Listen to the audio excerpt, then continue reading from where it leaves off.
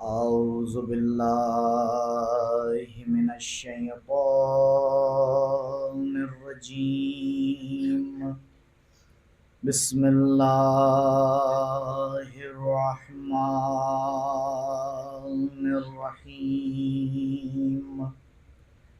الحمد لله الذي لا يبلغ مدحته القائلون ولا يحصي نعماءه العادون ولا يؤدي حقه المجتهدون. فطر الخلائق بقدرته ونشر الرياح برحمته ووتدا بالصخور ميدان أرضه.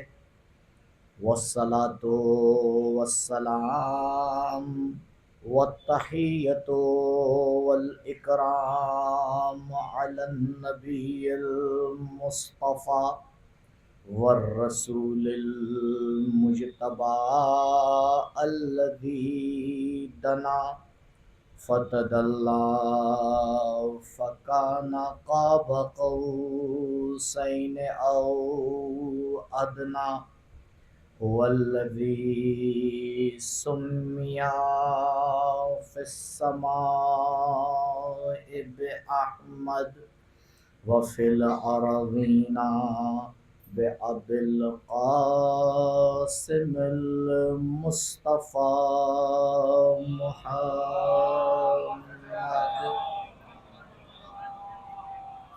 وعلى أهل بيته الأطيبين الأطهرين المعصومين المظلومين الذين أذهب الله عنهم الرجس وطهرهم تطهيرا.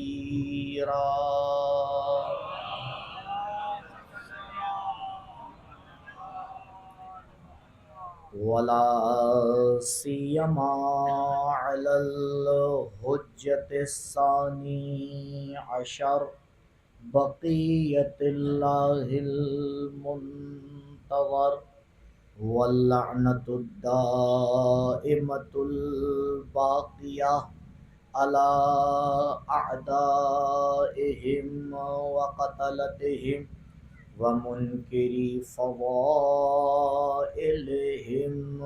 أجمعين.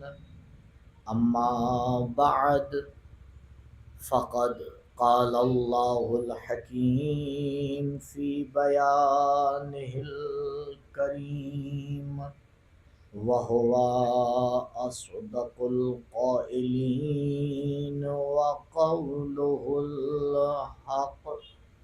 أعوذ بالله من الشيطان الرجيم. سنريهم آياتنا في الآفاق وفي أنفسهم حتى يتبين لهم أنه الحق.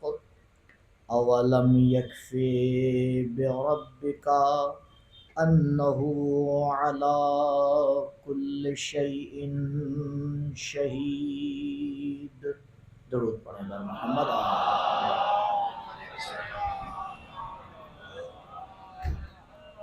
بسم اللہ الرحمن الرحیم.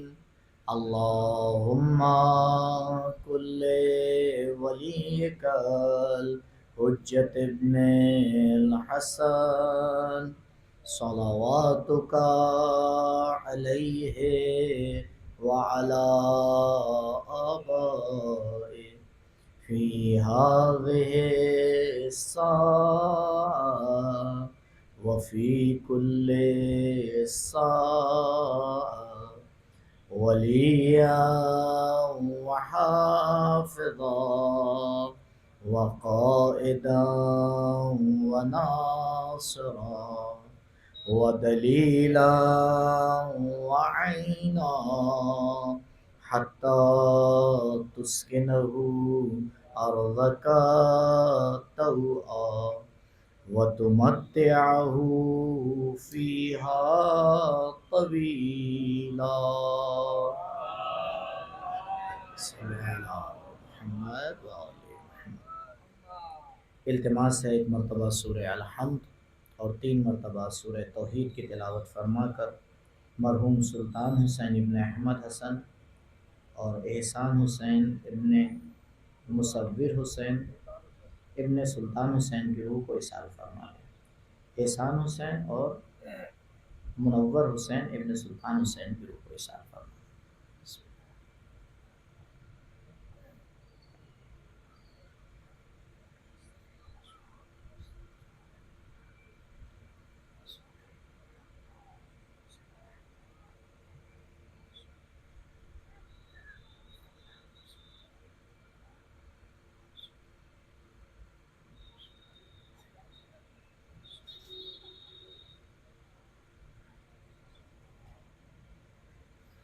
ایک مرتبہ مل جل کے درود پڑھے بر محمد و آل محمد۔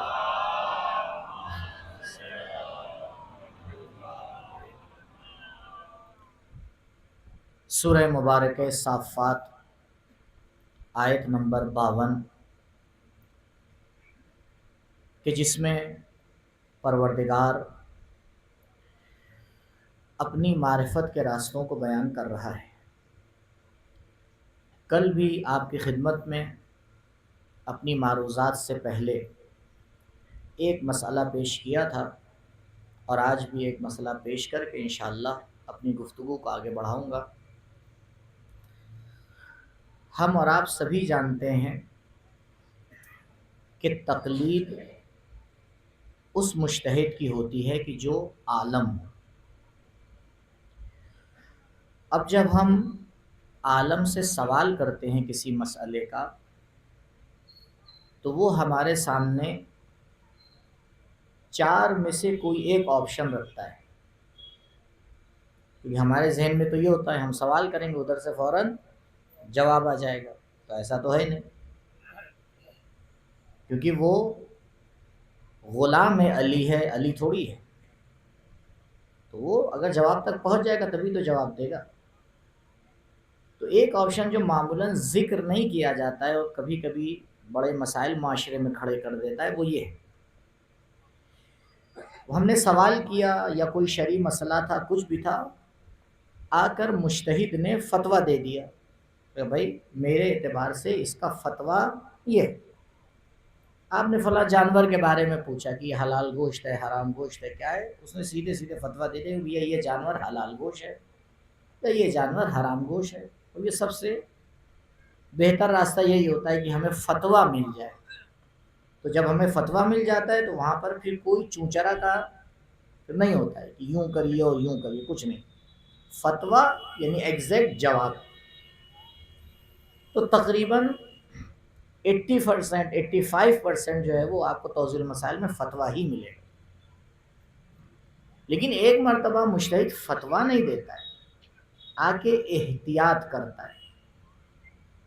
یہ احتیاط بھی خود 2 طریقے کا ہوتا ہے، احتیاط واجب اور احتیاط مستحب، اسے سمجھنے کی ضرورت ہے۔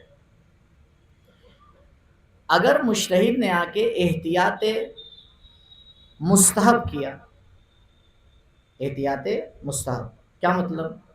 یعنی مجتہد نے صرف آ کر احتیاط کی، میرے نزدیک احتیاط یہ ہے کہ یہ کام ایسے ہونا چاہیے،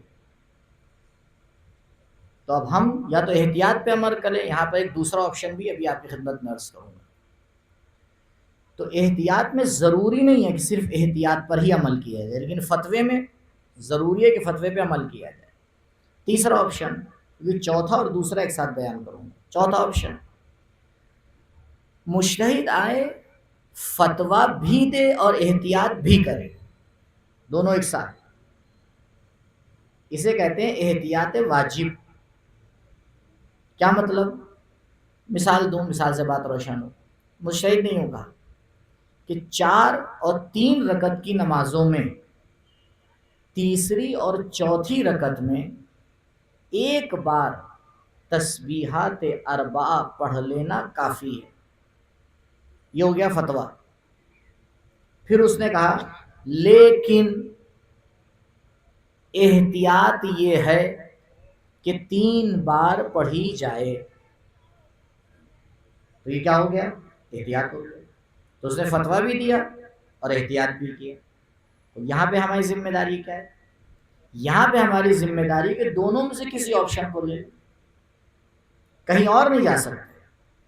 اب چاہے احتیاط پہ عمل کریں، چاہے فتوے پہ عمل کریں. ایک بار پڑھ لیں یا 3 بار پڑھ لیں. کوئی اور آپشن بچا؟ ایک آپشن اور ہے.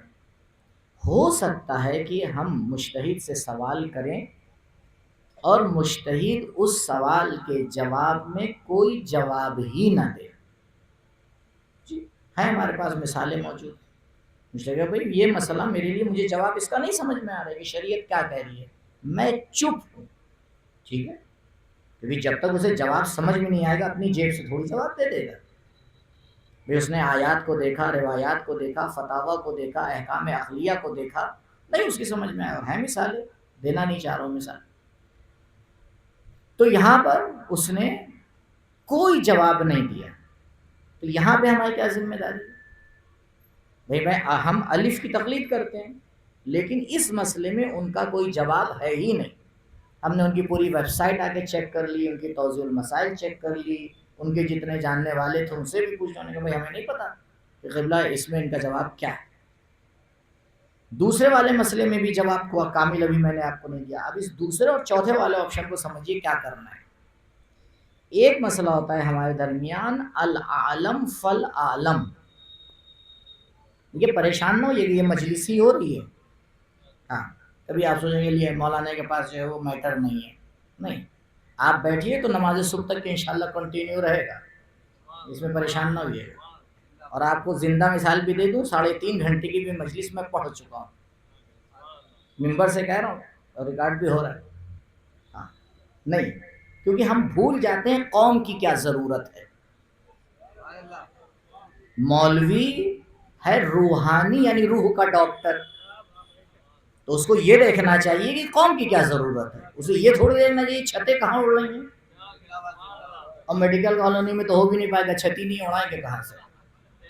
یہ تو میرے ہی اوپر ہے، میں کہاں سے اڑاؤں گا. آپ کے اوپر تو ہے نہیں جو آپ اڑائیں گے. جی اس لیے غور فرمائیے، جو بتا رہا ہوں وہ ہماری اور آپ کی ضرورت ہے، سمجھنا ہے. یہ نہیں ہے کہ ہم زندگی ایسے ہی گزار دیں. جی نہیں، نہ ہم مجتہد ہیں نہ ہم کچھ اور ہیں، ہم مقلد ہیں. ہمیں پتہ ہونا چاہیے تقلید کیسے کی جاتی ہے، کیونکہ عمل بغیر تقلید کے حبام منصورہ بیکار ہے. بالکل ایسا ہی ہے کوئی بغیر ولایت کے نماز پڑھے، بیکار ہے. تو ایک ہمارے کیا مسئلہ ہے العالم فالعالم. جیسے بہت ہائی لیول کے ڈاکٹر کے بعد دوسرا والا ڈاکٹر. آپ بیمار ہوئے، ہمیشہ بہت پیسے والا آدمی اس کو دکھاتا ہے. گئے تو کا قبلہ تو امریکہ گئے ہیں، تو بیماری تو امریکہ کا انتظار نہیں کرے گی. تب آپ نے کہا بھائی ان کے بعد کون ہے؟ اسے کہتے ہیں العالم فالعالم. تو اگر ہمارے مجتہد نے کسی مسئلے میں فتویٰ نہیں دیا ہے یا صرف احتیاط کیا ہے، بس صرف احتیاط کیا ہے، دوسرا والا آپشن. فتویٰ نہیں دیا، چوتھا والا آپشن. ان دونوں میں ہم آئیں گے اس کے بعد والے مجتہد کی طرف. اگر اس نے فتویٰ دیا ہے تو بس فرق یہ ہے کہ دوسرے والے آپشن میں آپ کو اختیار ہے کہ آپ اس احتیاط پہ عمل کریے یا بعد والے مجتہد کے فتوے پر عمل کریے. کیونکہ بہرحال فتوے پہ عمل کرنا بہتر ہے، آپ فتوے پہ عمل کر لیجیے. اور چوتھے والے آپشن میں جہاں پر مجتہد نے فتویٰ نہیں دیا ہے یا ہمیں نہیں ملا ہے، وہاں ہم آزاد نہیں ہیں جو دل چاہے کریں. جی نہیں، وہاں پر اگر ایک ڈاکٹر نہیں ملا ہے تو دوسرا ڈاکٹر جا کے تلاش کریں گے. اور یہی میں نے دیکھا ہے، میں قوم میں ایک مسئلہ چھڑا ہوا ہے. وہ آگے سیدھا کہتے ہیں مولانا یہاں تو ان کا کوئی فتویٰ ہی نہیں، ہمارا دل چاہ رہا ہے ہم کر رہے ہیں. کیا مطلب ہوا بھائی؟ اگر فتویٰ نہیں ہے مجتہد کا تو آپ اس کے بعد جو عالم میں جائیں گے اس کو دیکھیں گے اس نے کیا فتویٰ دیا ہے. اچھا اس نے بھی فتویٰ نہیں دیا تو کیا کریں گے؟ تیسرے کے پاس جائیں گے. اس نے بھی نہیں دیا گیا تو چوتھے کے پاس جائیں گے. الحمدللہ اس وقت قم میں 1200-1400 سے زیادہ مجتہد ہیں جی. کہاں تک کہ آپ جائیں گے؟ کہیں نہ کہیں تو آپ کو فتویٰ مل ہی جائے گا. بس تلاش کرنے کی ضرورت ہے. انشاءاللہ پروردگار شریعت مقدسہ پر عمل کرنے کی توفیق عنایت فرمائے ببرکت صلوات بر محمد و آل محمد.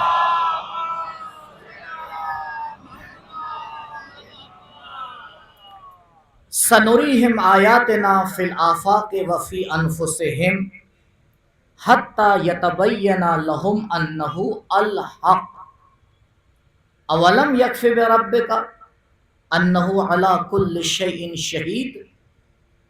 پروردگار سورہ مبارکہ صافات کی آیت نمبر 52 میں اپنی معرفت کے 3 راستے ہمیں دکھا رہا ہے، اور ان 3 راستوں کو کہتے ہیں توحید تک پہنچنا. کل توحید کی اہمیت کے حوالے سے کچھ گوشے آپ کے سامنے پیش کیے تھے، اور گفتگو یہاں پہ آ کے رکی تھی کہ اصول دین ماننے کا نام ہے اور فروع دین کرنے کا نام ہے. انسان وہی کام کرتا ہے جس کو وہ مانتا ہے، کیونکہ ہم اور آپ کیا مانتے ہیں یہ تو ہمارے دل میں ہے. کسی کو کیا پتا کہ کس کا کیا عقیدہ ہے، کیونکہ نہ عقیدے سے چہرہ بدلنے والا ہے، نہ عقیدہ کسی کے ماتھے پہ لکھا ہوا ہے. تو پروردگار خالق انسان تو انسان کی صفات کو جانتا ہے. اس نے کہا ٹھیک ہے، عقیدہ تو قلبی مسئلہ ہے، لیکن تمہارا عمل بتائے گا کہ تمہارا عقیدہ کیسا ہے. انسان کے عمل سے سمجھ میں آ جاتا ہے. کیوں؟ کیونکہ کوزے کے اندر جو رکھا ہوگا وہی تو اس سے باہر آئے گا. اس کوزے قلب میں انسان جو عقیدہ لے کے پھر رہا ہے جب عمل کے میدان میں آئے گا تو آج نہیں تو کل اسے سامنے اجاگر تو کر ہی دے گا. اسی لیے میں نے کل عرض کیا تھا کہ جہاں عقیدہ اور عمل میچ کرے، ولو عقیدہ غلط ہو پھر بھی پروردگار اسے بہتر سمجھتا ہے نسبت بے اس انسان کے کہ عقیدہ کچھ ہو عمل کچھ اور ہو. یہ تو بالکل ہی ڈس بیلنس ہے، اس کا تو کچھ پتہ ہی نہیں. کیا پتہ ہے اس کا؟ اور یاد رکھیے گا اسلام کو جتنا نقصان منافقوں سے پہنچا ہے کافروں سے نہیں پہنچا. آپ دیکھ لیجئے آج بھی اگر مسلمان نقصان اٹھا رہا ہے تو منافقوں سے اٹھا رہا ہے. کتنے ایسے ممالک ہیں جو سامنے کچھ ہیں پیچھے کچھ ہیں.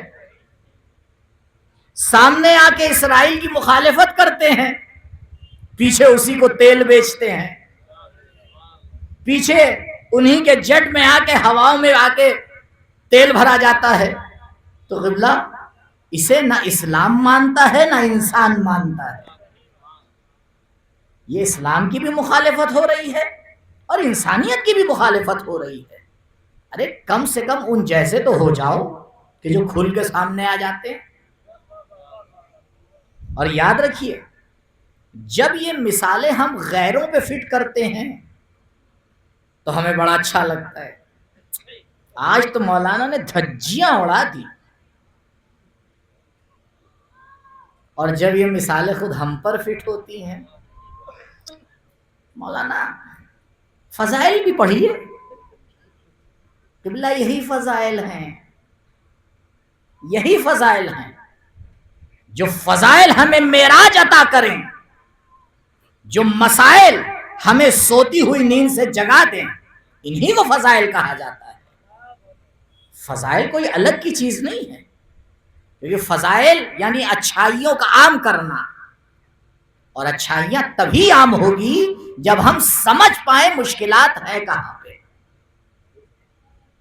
انسان کا عمل اس کے عقیدے کے ساتھ میچ کرنا چاہیے، کرتا وہی ہے انسان، تھوڑے دن بات کرے، رک کے کرے گا وہی جو اس کا کیا ہوگا، عقیدہ ہوگا۔ اسی لیے پروردگار نے فروع دین کو ٹکا رکھا ہے اصول دین پر۔ آپ علماء سے پوچھئے، متفقون علیہ فیصلہ ہے کہ دیکھو اگر کبھی عمل میں سستی نظر آئے ہوتا ہے تو عمل کا علاج نہ کرنا، مشکل عمل میں نہیں ہے، اگر عمل میں سستی نظر آئے تو پہلے اپنے عقیدے کا علاج کرنا۔ اسی لیے جب شب عاشور ایک نوجوان نے کھڑے ہو کے سوال کیا، چچا جان کیا میرا نام فہرست شہداء میں ہے؟ شہادت عمل کا نام ہے۔ جوان نے عمل کے بارے میں سوال کیا تھا کہ چچا جان کیا میں شہید ہوں گا یا نہیں ہوگا، لیکن حسین نے عمل سے جواب نہیں دیا، عقیدے سے جواب دیا۔ کہا قاسم پہلے یہ بتاؤ تمہارے عقیدے میں موت کیسی ہے؟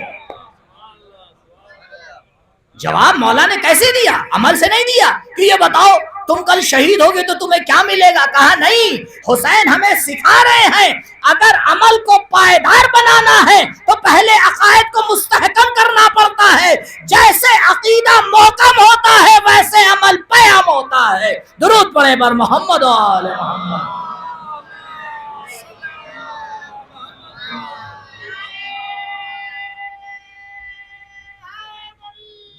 یا علی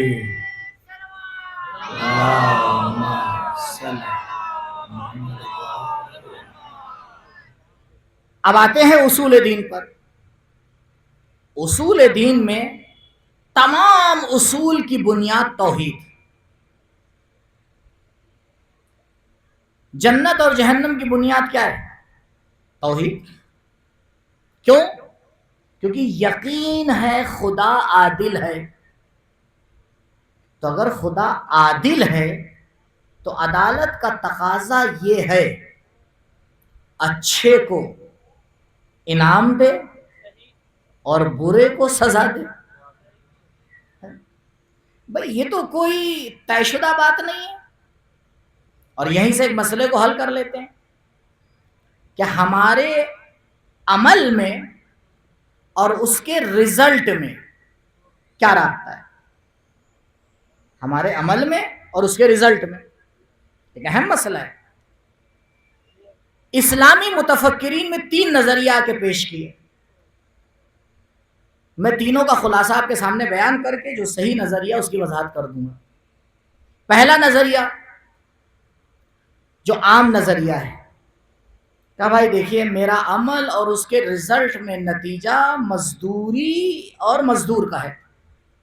اب اس سے آسان نہیں بتا سکتا کیسے 70 سال 80 سال 90 سال اللہ نے عمر دی، پریشان ہو جا، اچھا چلیے 1000 سال 2000 سال خوش ہو جائیے، کرنا کیا ہے، نہ میں دینے والا ہوں نہ لینے والا ہوں،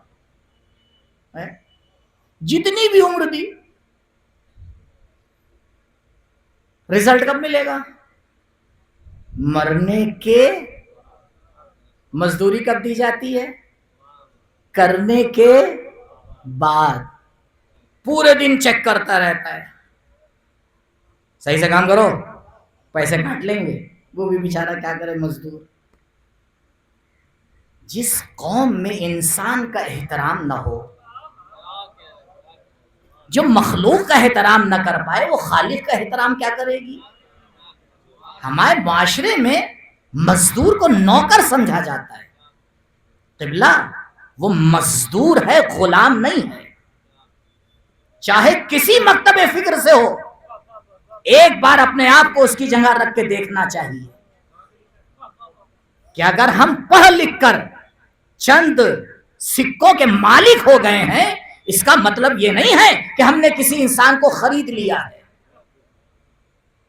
اس لیے یہ میرے نبی کا طریقہ تھا کہ آپ نے فرمایا اس سے پہلے کہ مزدور کا پسینہ خشک ہو اس کی مزدوری اس کے حوالے کر دو، اور تمہیں حق نہیں ہے کہ اس کو غلط الفاظ سے پکارو، تمہیں حق نہیں ہے اس کی بے احترامی کرو. کیوں؟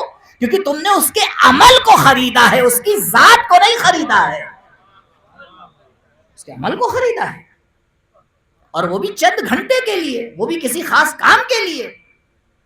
اگر ہم نے مزدور بلایا ہے سامان اٹھانے کے لیے تو آپ اس سے سودا نہیں خریدوا سکتے ہیں، معاملہ باطل ہے، کیونکہ یہ آپ نے طے نہیں کیا ہے اس سے. تو جب طے نہیں کیا ہے اور وہ بیچارہ ڈر کے مارے جا کے کر دے تو اتنا ہی میرا کام غلط ہو گیا. اسے کہتے ہیں اسلام. یہ کیا تبلیغ ہے کہ اسلام تلوار سے پھیلا ہے؟ جی نہیں، اسلام کردار سے پھیلا ہے. اسلام کو کردار سے پھیلایا گیا ہے، تلواروں سے نہیں پھیلایا گیا ہے. جو سمجھتے ہیں تلواروں سے پھیلا ہے وہ آج بھی تلواروں کے سائے جی رہے ہیں، اور جس قوم کا ماننا ہے کہ کردار سے پھیلا ہے تو وہ اگر جنگ بھی کرتی ہے تو کردار سے کرتی ہے. تم ہمارے بچوں پہ حملہ کرتے ہو، ہم تمہارے آرمی سینٹر پہ حملہ کر کے بتاتے ہیں کہ ہم بھی وہ کر سکتے ہیں جو تم کر رہے ہو، لیکن ہم علی والے ہیں، کردار سے نہیں ہٹا کرتے ہیں. درود پڑھے بر محمد و آل محمد.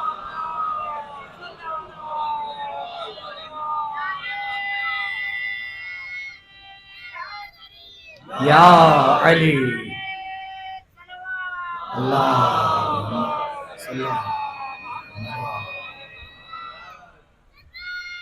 اللہم صلی علی محمد وآلِ محمد. تو انسان کو پیسے پوسٹ کے نشے میں یہ نہیں بھول جانا چاہیے کہ وہ بھی ہماری طرح کے انسان ہے. تو ایک نظریہ یہ ہے کہ ہمارا عمل مزدوروں کی طرح ہے اور بعد میں مزدوری مل جائے گی. اتنا بڑا ڈرا بیک ہے اس مسئلے میں. جانتے ہیں کیا ہے مشکل اس میں؟ یہیں پہ مشکل آپ کے سامنے بتا دو. کیونکہ انسان یہ سوچ کے غلطی کرتا ہے کہ کل تو بخشوا لیں گے، ابھی تو نماز کا ٹائم آئے گا 4 تھپڑ مار لیں گے. جناب یعقوب کے 11 بیٹوں نے بھی یہی سوچا تھا. جب سب کچھ کر چکے تو کہا یا ابت استغفر لنا، ابا ہمارے لیے استغفار کر دیجیے. تو یہ بتائیے اس مزدور کو یقین ہے کہ شام کو 5 بجے مزدوری ملنے تک زندہ رہے گا؟ اسے یقین ہے؟ تو علی عباس کو کہاں سے یقین ہو جاتا ہے کہ جس لمحہ گناہ کیا ہے اس کے بعد گناہ کرنے سے توبہ کی توفیق مل جائے گی؟ ہاں اگر کوئی ایگریمنٹ کرا کے آیا ہے کہ بس 1 سال بعد ہی مرنا ہے تو ٹھیک ہے. تو اگر 365 دن جینا ہے تو 364 دن جو دل چاہے کر لو، 65ویں دن کچھ منگوا لیں گے. تو ایسا تو نہیں. دوسری نظر یہ ذرا سے بڑے رحمان ٹائپ کے لوگوں کا نظریہ ہے. وہ کہتے ہیں نہیں قبلہ یہ نظریہ صحیح نہیں ہے، بلکہ انسان کے عمل میں اور اس کے رزلٹ میں فضل اور تفضل کا رابطہ ہے. کیا مطلب؟ کہ تمہارے عمل سے اللہ کو کیا لینا دینا؟ نہ تمہارے گناہ سے اللہ کی دولت میں کوئی کمی ہونے والی ہے، نہ تمہارے کچھ اچھا کرنے سے اس کی حکومت میں کچھ بڑھاوا ہونے والا ہے. تو یہ رابطہ ایسا نہیں ہے، بلکہ تم اپنی کرو، کل اللہ اپنے فضل سے جسے جو چاہے گا دے دے گا. اور یہ اپنے نظریے میں اتنا آگے بڑھ گئے، یہ معتبر کتابوں میں لکھا ہوا ہے قبلہ، البتہ شیعوں کی نہیں. یہ پہلے ہی بتا دوں آپ. ابھی صحیح جو نظریہ ہے وہ آئے گا. صحیح نظریہ ہمیشہ یاد رکھیے گا، اگر نظریہ صحیح ہے تو کسی عالم کا نہیں ہوگا، اہل بیت کا ہوگا. ہاں عالم کی ذمہ داری ہے اسے آپ تک پہنچائے. انسان کہاں سے یہ سب حل کر سکتا ہے؟ انسان کی ذمہ داری ہے ان ہستیوں کے کلام کو سمجھے، یہی اس کا کمال ہے، یہی اس کا کمال ہے کہ ان کی ہستیوں کے کلام کو سمجھ جائے۔ تو کہا خدا تفضل سے کام لے گا۔ اب یہ اتنا کہ اس میں بڑھ گئے، کہا دیکھیے قبلہ آپ کچھ نہ بولیے، کس نے کہا ہے کہ پیغمبر انبیاء جنت میں جائیں گے؟ کس نے کہا ہے؟ کس نے کہا فرعون جہنم میں جائے گا؟ اللہ کا فضل و کرم ہے، اس کی حکومت ہے، اور قرآن سے دلیل بھی دیتے ہیں، لا یسأل عما یفعل وہم یسألون، خدا جو بھی کرتا ہے اس سے سوال نہیں کیا جاتا، لیکن تم سے سوال کیا جائے گا۔ یعنی آیت کہہ رہی خدا کے کام سے سوال نہیں کیا جا سکتا۔ اب خدا انبیاء کو جہنم میں بھیج دے اس کی حکومت۔ اب آپ سوچئے اگر یہ نظریہ معاشرے میں پنپ گیا تو اس کا رزلٹ کیا نکلے گا؟ اور رزلٹ نکلے ہیں اس کے رزلٹ نکلے ہیں، اس لیے فلاں کو برا نہ کہیے، فلاں کو اچھا نہ کہیے۔ ارے یہ اسی نظریے کا رزلٹ ہے، کہنے والے کو یہی نہیں پتا بیچارہ کس نظریے کو مان رہا ہے۔ تو قبلہ اگر یزید جیسوں کو بھی انسان برا نہ کہے تو اسے اپنی انسانیت پہ شک ہونا چاہیے، اس کو سمجھنا چاہیے کہ اس کی انسانیت کہیں سے گڑبڑ میں ہو گئی ہے۔ آج کی دنیا اگر غزہ میں ہونے والے مظالم کے اوپر آواز نہ اٹھائے تو اس کا مطلب یہ ہے یہ کل بھی یزید کے طرفدار تھے، آج بھی یزید کے پرستار ہیں۔ انسانیت بدل رہی ہے، انسان نہیں بدل رہا ہے۔ درود پڑھے بر محمد و آل محمد۔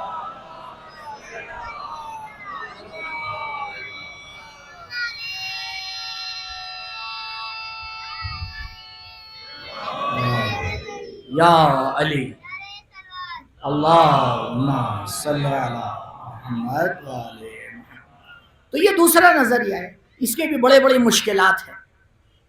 تیسرا نظریہ، میں سوال کو پھر سے دوہرا دوں، مجبوری ہے، معذرت، چلتی ہوئی ٹرین میں آپ لوگ چڑھے ہوں گے تو ہو ہی نہیں سکتا، ہندوستانی چلتی ٹرین میں نہ چڑھے میں نہیں مان سکتا، کیونکہ میں خود چڑھا ہوں۔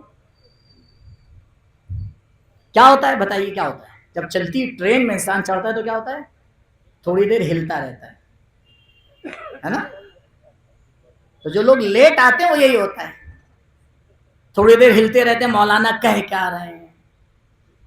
تو جو لوگ شروع سے آئے ہوئے ہیں اسے معذرت کے ساتھ میں پھر سے ریپیٹ کرنا چاہ رہا ہوں تاکہ وہ جلدی سے ان کا ہلنا بند ہو جائے۔ تو یہ مجبوری ہے، اب یہ جو بہرحال پہلے سے آئے ان کا نقصان ہو جاتا ہے، کیونکہ دیکھیے میں معذرت کے ساتھ میں کھلی بات کرنے کا عادی ہوں، کیونکہ مجھے نہ آپ سے کچھ لینا ہے نہ آپ کو کچھ دینا ہے۔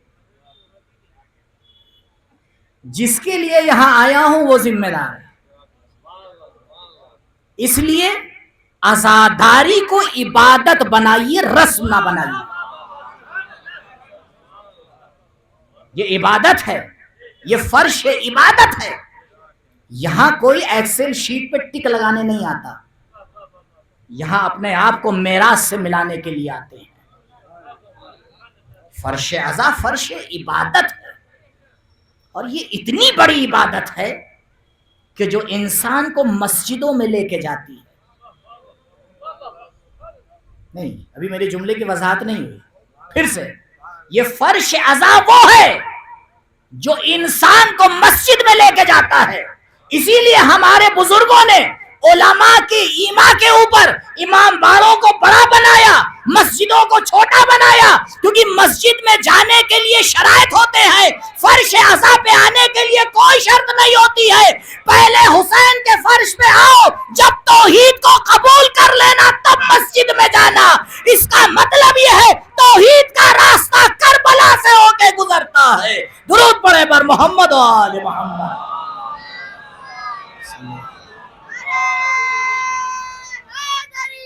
یا علی اللہم صلی علی محمد۔ میں اپنے وقت پہ ہی ختم کروں گا، لیکن جو نعروں میں ٹائم جا رہا ہے اس کو ایڈ کر کے، کیونکہ یہ میرا ٹائم نہیں ہے، یہ حقیقت ہے۔ اب یہ تیسرا نظریہ، اس پہ غور فرمائیے، یہ کیا کہہ رہے ہیں؟ تو پہلا نظریہ، سوال یہ کھڑا تھا کہ انسان کے عمل میں اور اس کے رزلٹ میں کیا رابطہ ہے. پہلا نظریہ کا مزدور اور مزدوری کا ہے، آج کرنا کل جزا ملے گی، ابھی کچھ نہیں.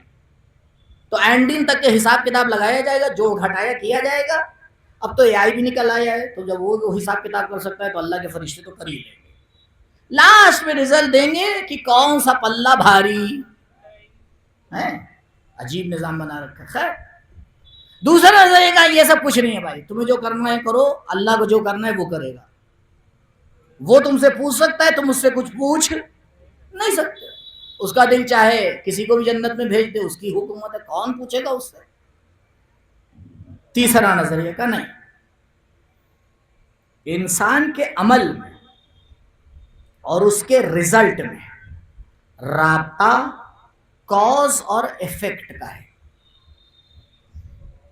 کاز اور ایفیکٹ کا معنی تو سبھی سمجھتے ہیں، علت اور معلول. اب مجھے یہ بتائیے کہ سورج پہلے نکلتا ہے یا کرنیں پہلے آتی ہیں؟ بھئی آپ چابی دروازے میں ڈال کے گھمائیں گے، گاڑی کے نہیں، گھر کی. کیونکہ اب گاڑی میں وہ زمانہ ہے اب تو ٹک ٹک ہوتا ہے. اب گھر کی مثال دینا پڑے گی. آپ گھر میں پہنچے، آپ نے چابی دروازے میں ڈالی، گھمایا. اور پہلے ہاتھ گھوما یا چابی؟ ہاتھ ہی گھوما نا بھائی، دونوں ساتھ گھومے.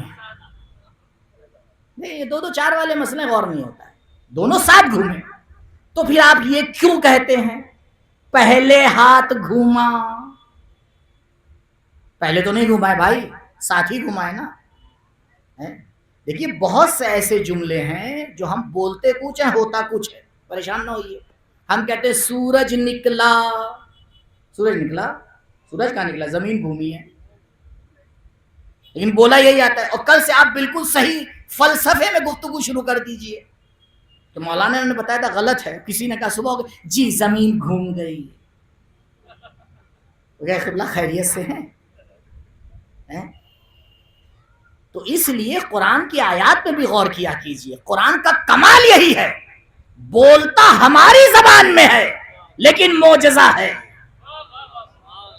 یہی تو قرآن کا معجزہ ہے، اسی زبان میں بولتا ہے. وہ کہتا ہے طلع الشمس، سورج نکلا، یہی بولے گا قرآن بھی جو ہم بولتے ہیں.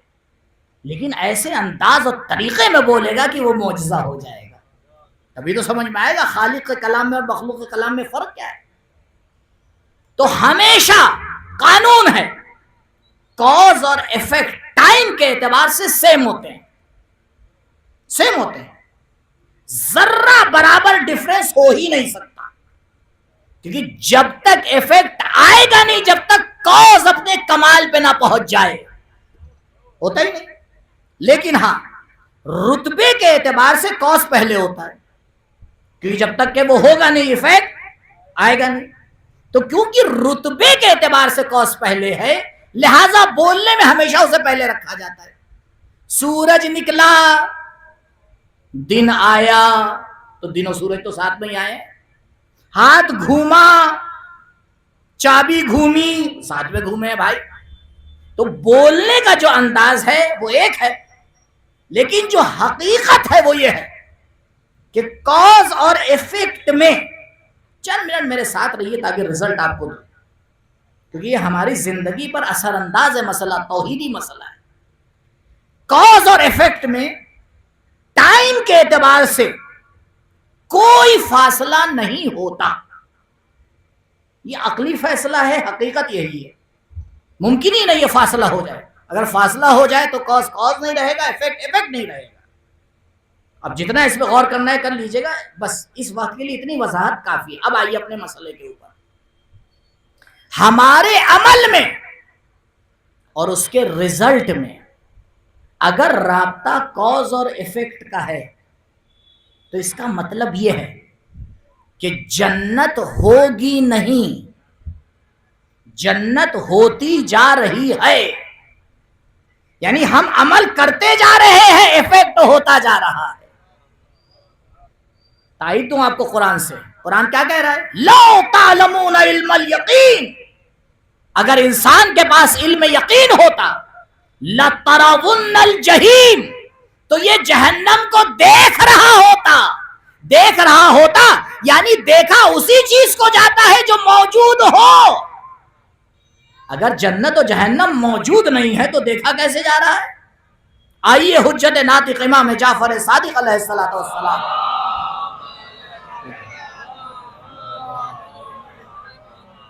جناب ابو بصیر حج کا زمانہ ہے، بیت اللہ اور مسجد الحرام مجمع سے بھری ہوئی ہے. ایک مرتبہ جناب ابو بصیر مولا سے فرماتے، مولا اس سال کتنے حاجی آئے ہیں؟ ابو بصیر نابینا ہے.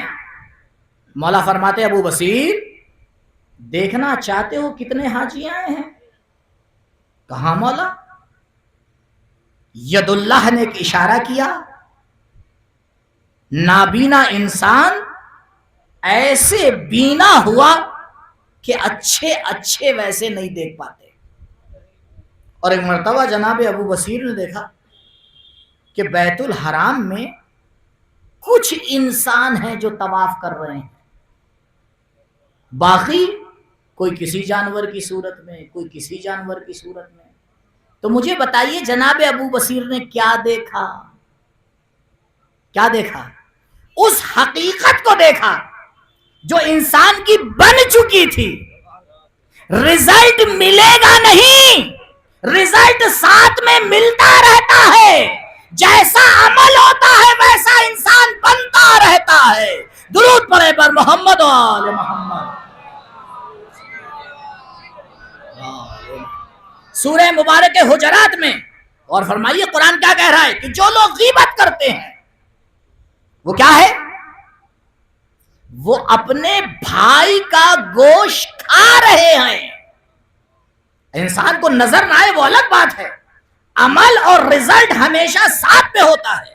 جناب زید ابن حارث 15 سال کا جوان نماز صبح میں موجود اول صف میں. اللہ کے رسول نے نماز ختم کی، پبلک کی طرف مڑے واز کے لیے اور لوگوں کو نصیحت کرنا شروع کیا. ایک دم سے زید کی طرف دیکھا کہ زید کی آنکھیں لال ہو رہی ہیں. اللہ کا نبی سمجھ گیا کہ زید پوری رات جاگے. زید کے جاگنے میں اور ہمارے جاگنے میں بڑا فرق ہے. نبی نے فوراً سوال کیا، کیفا اصبحت یا زید؟ اے زید یہ پوری رات تم نے کیسے گزاری؟ زید نے جواب دیا، اصبحت موقنا یا رسول اللہ. اللہ کے رسول میں نے پوری رات حالت یقین میں گزاری. تو نبی تو جانتے تھے حقیقت کیا ہے، چاہتے چھپ رہے تھے لیکن سوال کیا، دلیل مانگی تاکہ ہم اور آپ سیکھیں کہ اجازت نہیں ہے جو بھی آئے جو کہہ کے چلا جائے. ذرا ایک بار اس سے دلیل بھی تو پوچھو کہاں سے پڑھا ہے. فوراً نبی نے دلیل مانگی. فما علامت و یقینک، زید تمہارے یقین کی نشانی اور علامت کیا ہے؟ زید نے کہا یا رسول اللہ اگر آپ اجازت دیں تو اس صف میں جتنے نمازی ہیں میں آپ کی خدمت میں بتاؤں کہ کون جنت کے کس درجے میں ہے اور کون جہنم کے کس طبقے میں ہے. نبی نے کہا زید اللہ ستار العیوب ہے، وہ نہیں چاہتا ہے لوگوں کا عیب دوسروں کے سامنے فاش ہو. تم سے بہتر تو مجھے پتا ہے لیکن میں بھی نہیں بتا رہا ہوں، تمہیں بھی حق نہیں ہے بتانے کا. اب مجھے اس میں بیچ والے مسئلے سے کام ہے، جناب زید کے جملے سے کام ہے. زید نے کیا کہا، یا نبی اللہ، اللہ کے رسول میں آپ کو بتاؤں کون جنت کے کس درجے میں. جملہ کیا ہے زید کا؟ ہے، یہ نہیں کہا ہوگا. کون جہنم کے کس طبقے میں ہے، یہ نہیں کہا ہوگا. اس کا مطلب یہ ہے کہ عمل میں اور اس کے رزلٹ میں کاز اور ایفیکٹ کا رابطہ ہے. انسان کرتا جاتا ہے، نتیجہ ملتا چلا جاتا ہے. درود پڑھے پر محمد و آل محمد.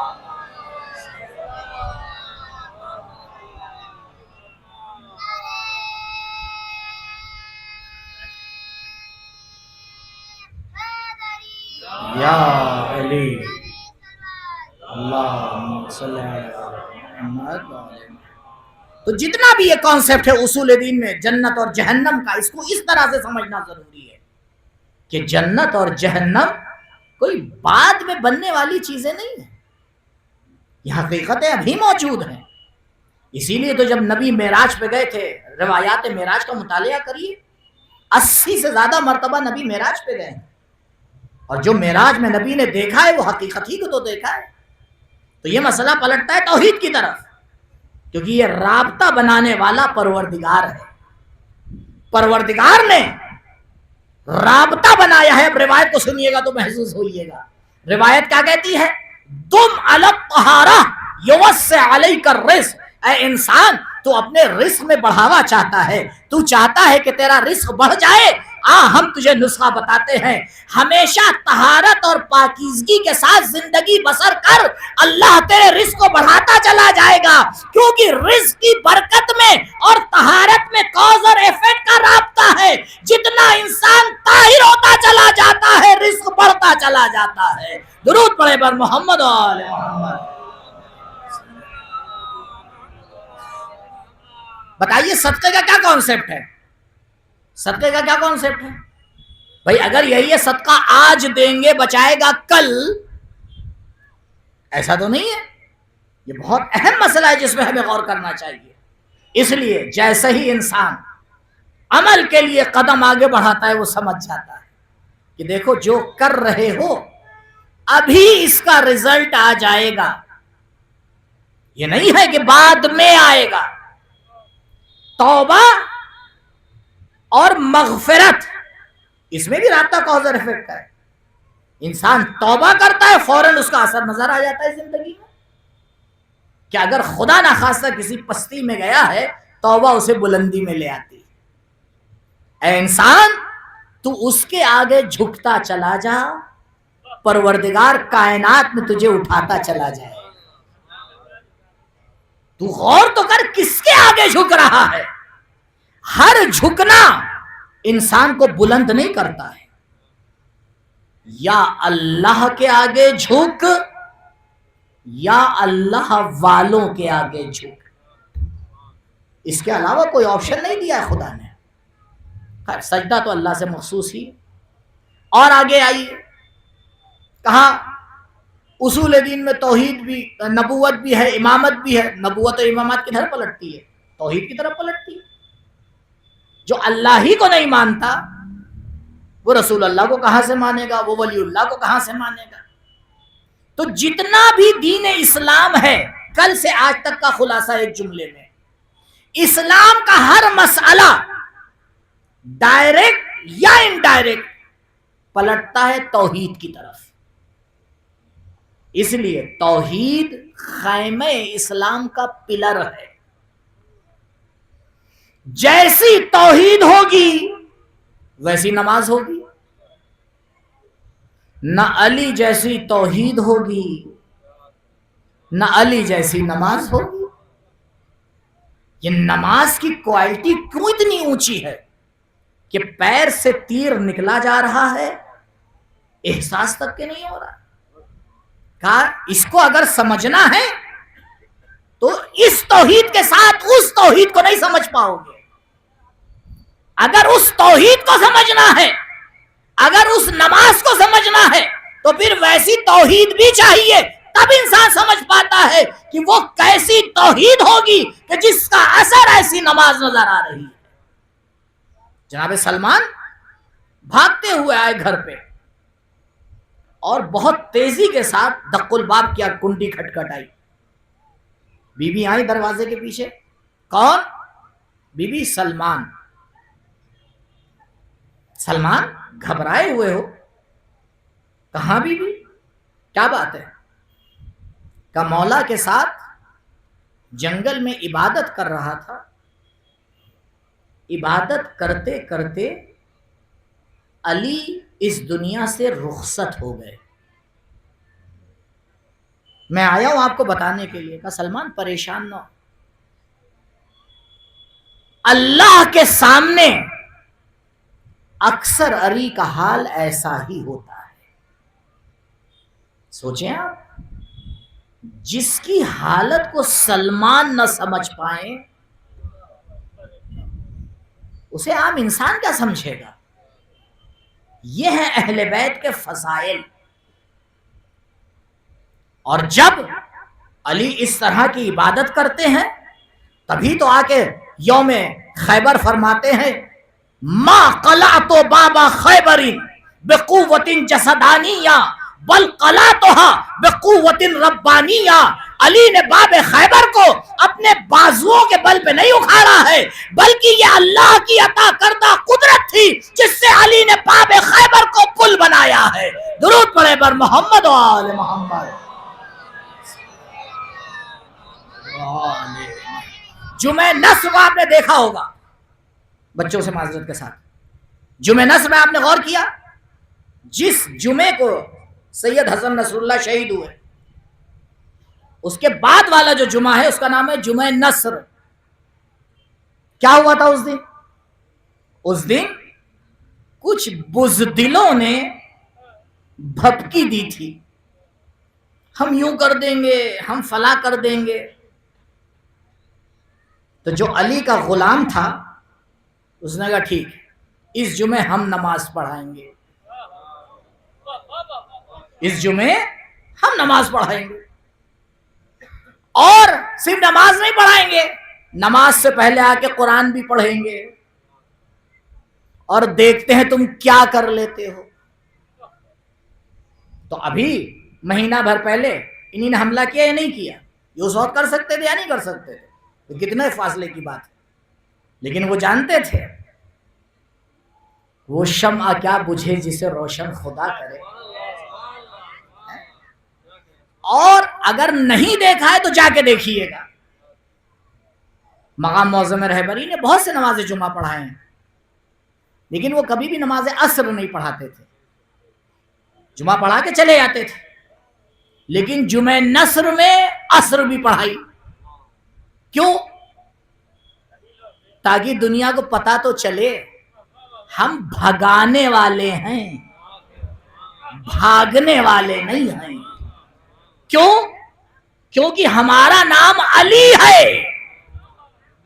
دنیا نے دیکھا ہے اگر دنیا کو 1400 سال پرانی تاریخ نہیں یاد ہے، اگر دنیا نہیں سمجھنا چاہتی ہے کہ جنگ احد میں کیا ہوا تھا، کس طرح سے ایک اللہ کا مرد آ کے میدان میں لڑا تھا، کہا تم اسے چھوڑ دو وہ تو سورج تھا، آؤ اس کرن کا جواب دے کے بتاؤ جو میدان میں ڈٹا ہوا ہے تم اس کا جواب نہیں لا پاؤ گے تو سورج کا جواب کہاں سے لاؤ گے. درود پڑھے بر محمد و آل محمد. نماز ختم ہوئی، نماز عصر ختم ہوئی. اس کے بعد آپ نے غور کیا ہوگا مقام معظم رہبری آیت اللہ خامنئی جھکے اور جھکنے کے بعد اپنے ہاتھ کو آگے بڑھایا، مہر کربلا کا مس کیا اور اس کے بعد اس کو اپنے سینے سے لگائے. پوری دنیا کے ٹی وی دکھا رہے تھے. جہاں میڈیا نماز اور اذان کو کاٹتا ہے وہ آج اسی نماز کو دکھا رہا ہے. تو اگر نماز کی بھی تبلیغ ہوگی تو علی والے ہی کریں گے. تمہاری اذانیں نہ نمازیں کچھ تبلیغ نہیں کر سکتا جس نماز کی ہم تبلیغ کرتے ہیں، کیونکہ نماز بغیر ولایت کے ہو ہی نہیں پاتی ہے، ہو ہی نہیں سکتی ہے. نماز ختم ہوئی،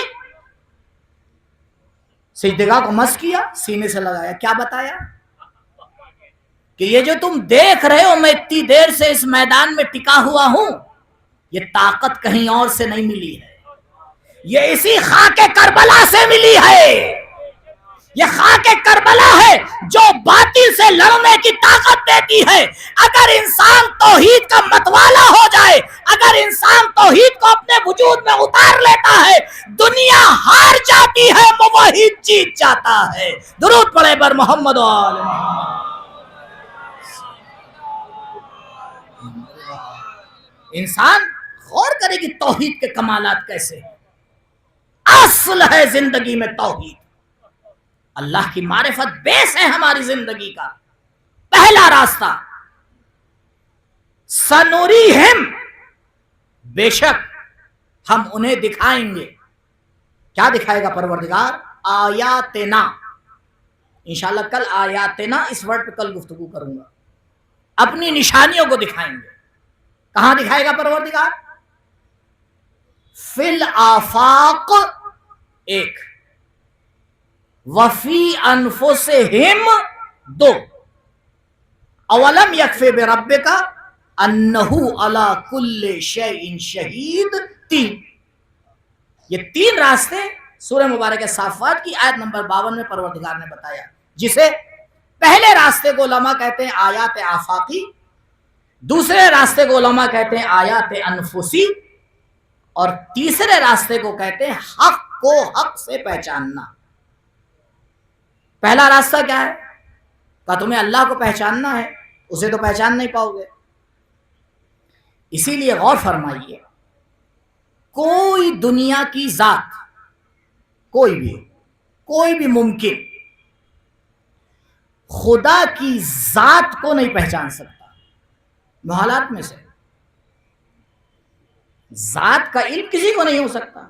ہاں چاہے معراج میں کسی درجے پہ پہنچ جائے، آخر میں او ادنا تو رہے گا ہی. دنا فتضلا فکان قاب قوسین او ادنا، فاصلہ باقی رہے گا. ممکن واجب نہیں ہو سکتا، واجب ممکن نہیں ہو سکتا. تو اب ایک بڑی مشکل ہے کہ بغیر معرفت پروردگار کے کوئی چیز آگے بڑھنے والی نہیں، اور معرفت ذات ممکن نہیں. اسی لیے تو نبی نے فرمایا کہ اے میرے پروردگار، ما عرفنا کا حق معرفتک، اے میرے پروردگار جو تجھے پہچاننے کا حق تھا ویسے نہ پہچان پایا. یہ کون کہہ رہا ہے؟ اللہ کا نبی. اور حق بھی یہی ہے، کوئی کائنات کی ذات پہچان ہی نہیں سکتی. پہچان لے تو خالق کے ساتھ شریک بن جائے گی. لیکن ہمیں ایک فقرہ اور ملا، اور آپ کے ذہن میں بھی آ گیا ہوگا، اور ابھی پروپیگنڈا شروع ہو جائے گا کہ ہم تو کہتے ہی ہیں، انہیں تو صرف چڑھانا آتا ہے. دیکھیے نبی تو یہ فرما رہے ہیں کہ پروردگار ما عرفنا کا حق کا معرفت ہے، پروردگار جو تجھے پہچاننے کا حق کا نہیں پہچان پائے. اور آپ لوگ کیا روایت نقل کرتے ہیں؟ لو کشف الغطاء مزددت یقینا، اگر آسمان کے پردے ہٹا دیے جائیں تو اب علی کی معرفت میں اضافہ ہونے والا نہیں. بھائی دیکھیے سیدھا سیدھا راستہ یہ کہہ دے روایت ضعیف ہے، 100 کی سیدھے بہت سکون سے روایت ضعیف. جہاں جواب نہ بنے نہیں قبلہ، روایت بالکل صحیح ہے. مسئلہ یہی ہوتا ہے، روایت کو نقل کرنا کمال نہیں ہے، روایت کو سمجھ لینا کمال ہے.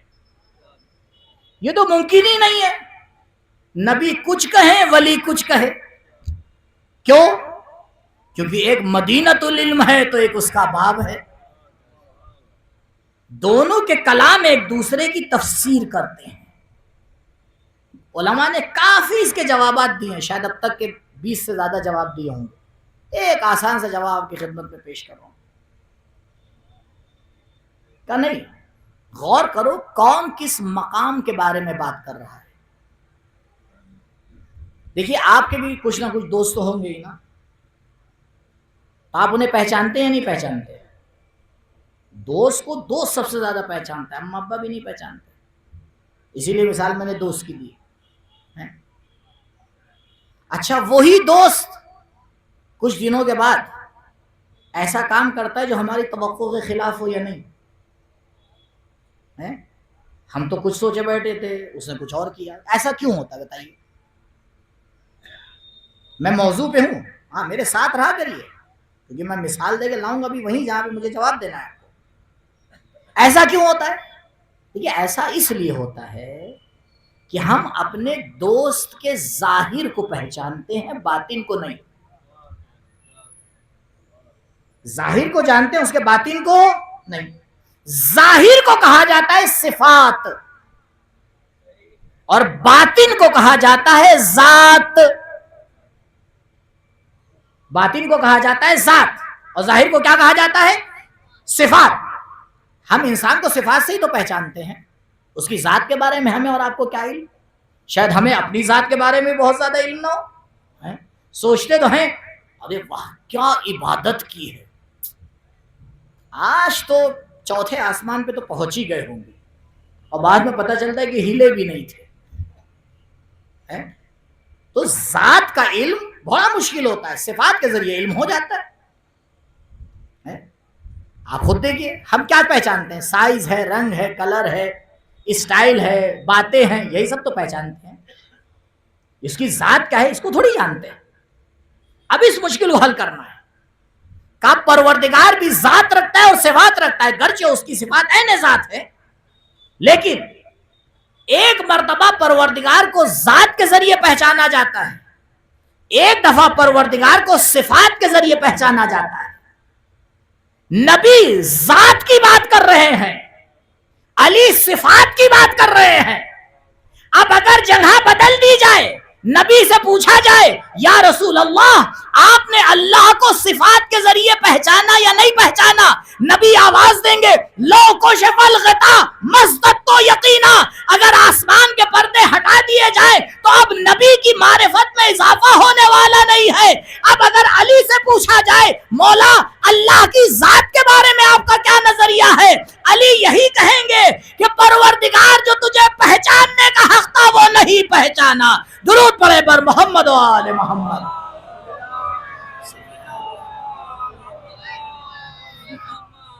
پروردگار کو ہمیں اور آپ کو حکم دیا گیا ہے، ممکنات کو حکم دیا گیا ہے کہ دیکھو پروردگار کو اس کی صفات سے پہچاننا، پروردگار کو دیکھنا، مخلوق کو دیکھنا، خالق کو پہچاننا.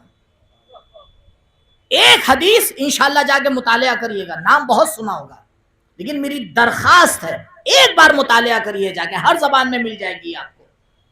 توحید مفضل ایک روایت ہے، ایک روایت لیکن ذرا تفصیلی ہے، جس میں جناب مفضل چھٹے امام کے صحابی مولا سے توحید کے بارے میں سوال کرتے ہیں. مولا آیات آفاقی کے ذریعے سے اللہ کی توحید کو بتاتے ہیں کہ مفضل ذرا اللہ کی مخلوقات میں غور کرو، دیکھو اللہ نے انسان کو کیسا بنایا ہے، کیوں اللہ نے انسان کو ناک دی ہے، کیوں کان دیے ہیں، کیوں آنکھوں کے اوپر بھوے دی ہیں، کیوں ہونٹوں کو ایسا بنایا ہے، کیوں کان کو ایسا بنایا ہے. یہ مولا 1400 سال پہلے بتا رہے ہیں، آج کا ڈاکٹر ابھی تک کے نہیں بتا سکتا ہے. کیوں؟ کیونکہ وہ بتا رہا ہے جس کے سامنے یہ چیزیں خلق کی گئی ہیں، وہی تو بتائے گا. قرآن بھی اس کی گواہی دے رہا ہے. قرآن کی تعبیر دیکھیے، وہ ترل جبال جامدتن، ترل جبال جامدتن، تم پہاڑوں کو ٹھہرا ہوا دیکھتے ہو. ترا یعنی دیکھنا، کتنی پیاری تعبیر ہے قرآن کی. ترل جبال جامدتن، تم پہاڑوں کو ٹکا ہوا دیکھتے ہو. بتائیے ہم ٹکا ہوا دیکھتے یا نہیں دیکھتے؟ وہیا تمر مر السحاب، جبکہ پہاڑ بادلوں کی طرح چلتے رہتے ہیں. کتنی پیاری تعبیر ہے. بادلوں کا چلنا انسان کی سمجھ میں نہیں آتا، اسی طرح پہاڑوں کا بھی چلنا انسان کی سمجھ میں نہیں آتا. قرآن 1400 سال پہلے بتا رہا ہے میری مخلوق کو دیکھتے جاؤ، خالق کو سمجھتے جاؤ. اسے کہتے ہیں آیات آفاقی، اور یہ آیات آفاقی بہت ہمارے لیے اور آپ کے لیے اہم ہے. ایک تھوڑا سا مسئلہ رہے گا انشاءاللہ کل آپ کی خدمت میں عرض کروں گا اسی آیات آفاقی کے حوالے سے. جس انسان کی توحید مضبوط ہوتی ہے تو پھر وہ جانتا ہے کیسے مانگنا ہے، کس سے مانگنا ہے، اور وہ یہ بھی جانتا ہے کہ کیسے مشکلات کے آگے صبر کرنا. ایک مسیحی عورت ہے، لبنان کی رہنے والی، مسلمان نہیں ہے، شیعہ بھی نہیں ہے. ایک بیٹی ہے اس کی 4 سال کی، جس کا ایک پیر فلج ہو جاتا ہے، پیرالائز. اور وہ لبنان میں بہت سے ڈاکٹروں کو دکھاتی ہے، لیکن بچی صحیح نہیں ہوتی. تو لبنان کے ڈاکٹر اس سے کہتے ہیں کہ تم دمشق جاؤ، وہاں ایک ڈاکٹر ہے، وہ امید ہے کہ تمہارے بچی کو صحیح کر دے گا. یہ لبنان سے دمشق آتی ہے اور آنے کے بعد ایک گھر کرائے پہ لیتی ہے، اس ڈاکٹر کو جا کے دکھاتی ہے.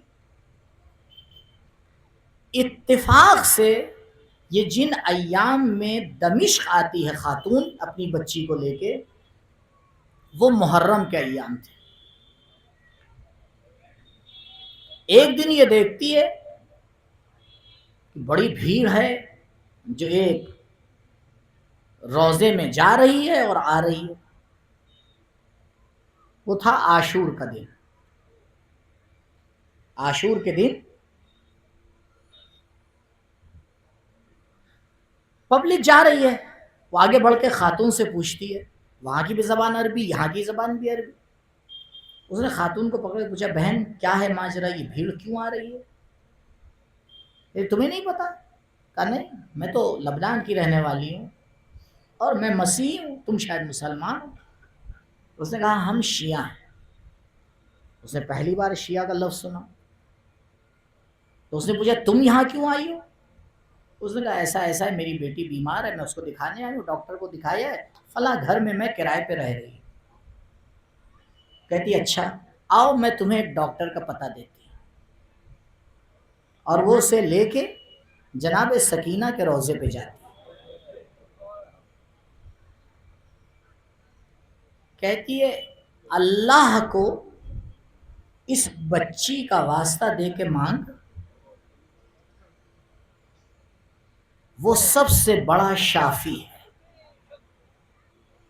پتہ نہیں اس عورت کے دل میں کیا آتا ہے. کہتی ہے میں واپس اپنے گھر آئی اور آنے کے بعد میں نے بچی کو سلایا اور باہر سے گھر میں تالا لگایا کیونکہ بچی اکیلی تھی.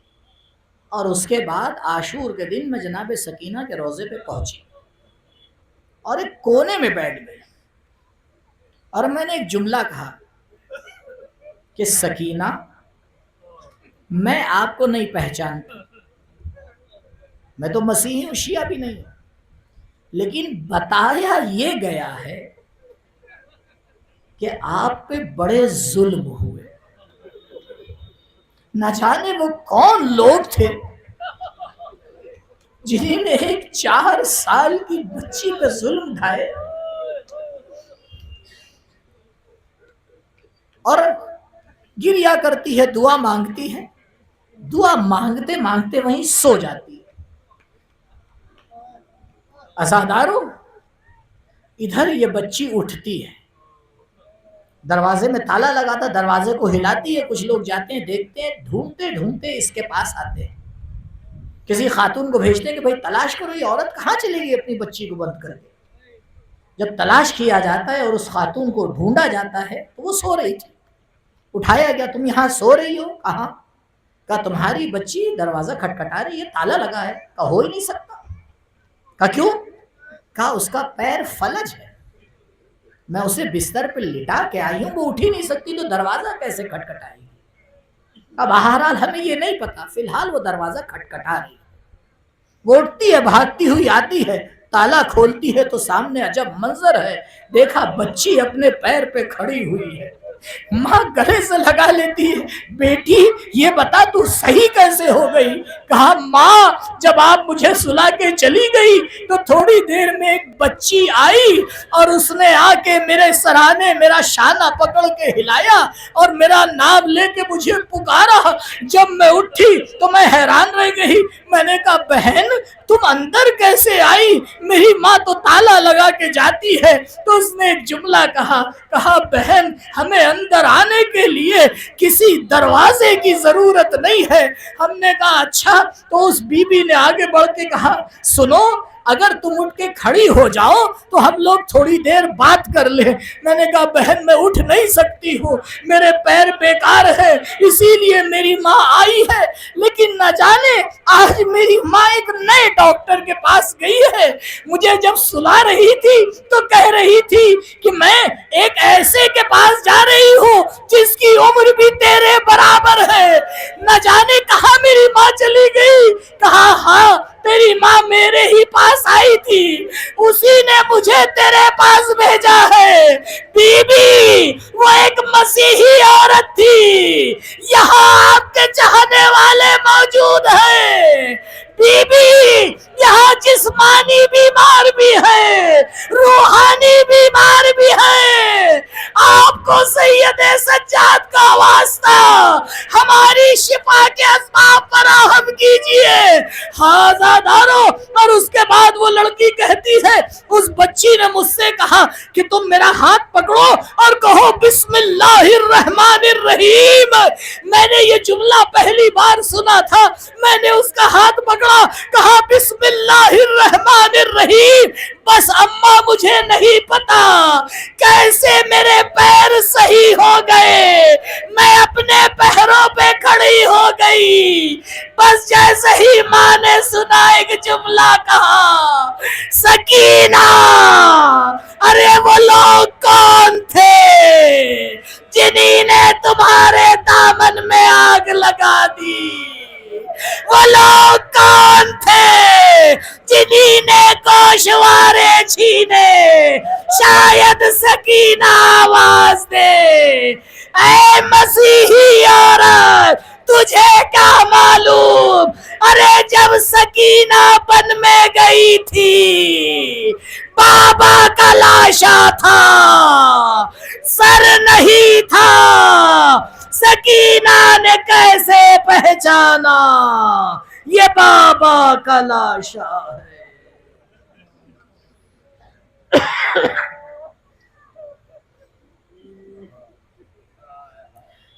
الا لعنۃ اللہ علی القوم الظالمین، سیعلم الذین ظلموا ای منقلب ینقلبون، انا للہ و انا الیہ راجعون، رضا بقضائہ و تسلیما لامرہ، لا معبود سواک یا غیاث المستغیثین۔ بار الہ امام کے ظہور میں تعجیل فرما، ہمارا نام ان کے اعوان و انصار میں شمار فرما، پرچم اسلام سر بلند فرما، پرچم کفر و نفاق امریکہ اسرائیل نیست و نابود فرما۔ پروردگار میرے معبود تیری توحید کو ماننے والے اس دنیا میں جہاں جہاں بھی آباد ہیں ان کی جان مال عزت و آبرو کی محافظت فرما، جو بیمار ہیں ان کو شفاء عاجل و کامل عنایت فرما۔ پروردگار ہمارے مرحومین پر اپنی رحمت خاصہ کا نزول فرما، ہمارے گناہوں کی بخشش فرما، ہماری دعاؤں کو ہمارے اعمال کو اپنی بارگاہ میں قبول فرما۔ پروردگار روضہ مقدسہ کی حفاظت فرما، بقیع کے تعمیر کے اسباب مہیا فرما، مملکت اسلامیہ کی حفاظت فرما۔ پروردگار علماء اعلام کا سایہ ہمارے سروں پر باقی رکھ، رہبر معظم آیت اللہ العظمیٰ خامنئی کی حفاظت فرما۔ پروردگار محبت اہل بیت عزاداری سید الشہداء تا قیامت ہماری نسلوں میں باقی رکھ۔ پروردگار ہمارے ملک میں امن چین بھائی چارہ اور اتحاد کی فضا کو ہموار فرما۔ پروردگار ہمارے اندر کمال کو طلب کرنے اور ترقی کے راستے کو ہموار فرما۔ پروردگار جب ہم اس دنیا سے جائیں ایک ہاتھ میں قرآن دوسرے میں دامن اہل بیت ہو۔ بار الہ ہماری پہلی اور آخری دعا تیری بارگاہ میں یہی ہے، امام کے ظہور میں تعجیل فرما، ہمارا نام ان کے اعوان و انصار میں شمار فرما۔ ربنا تقبل منا انکا انت السمیع العلیم۔ ماتم حسین۔